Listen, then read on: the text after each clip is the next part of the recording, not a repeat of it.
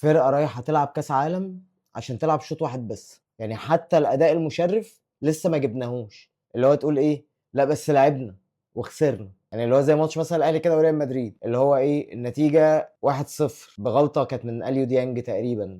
كان اليو ديانج رجع الكره لورا، بعد كده دخل فينا التاني، بعد كده جبنا جون بقت 2-1. فاللي هو لغايه الدقيقه 92 انت خسران 2-1، بس انت بتأدي وفي روح واللعيبه بتلعب كوره وبتسلم وبتستلم وبتعمل هجمات. محمد شريف مضيع. بعد كده في الدقيقه 92 كام تغيير من ريال مدريد، هوب 4، الماتش يخلص 4-1. ده كده اسمه اداء مشرف. اللي حصل النهارده ده لا اداء ولا مشرف ولا يعرف اي حاجه عن الكوره. يعني لو خلينا مثلا ايه، الماتش اللي فات عملت شوط رحت فيه بهجمات، عملت حاجات، الكلام ده. بعديها الدنيا باظت منك خالص. الشوط الثاني ماشي ارهاق او ماتش في البطوله، اللعيبه برضو هايبه ان ميسي وسواريز في الملعب، مجهود بدني، موسم الاعداد ما كانش احسن حاجه، اللعيبه لسه بتنسجم مع بعض، المدرب مش عارف امكانيات اللعيبه، حجج فارغه لماتش كنت تخلصه 2-0 مرتاح. يا عم 2-1، تيجي النهارده الشوط الاول يقول لك مثلا ايه المحللين، ابراهيم فايق وحسام غالي وسيد عبد الحفيظ، يقولوا لك ايه، اصل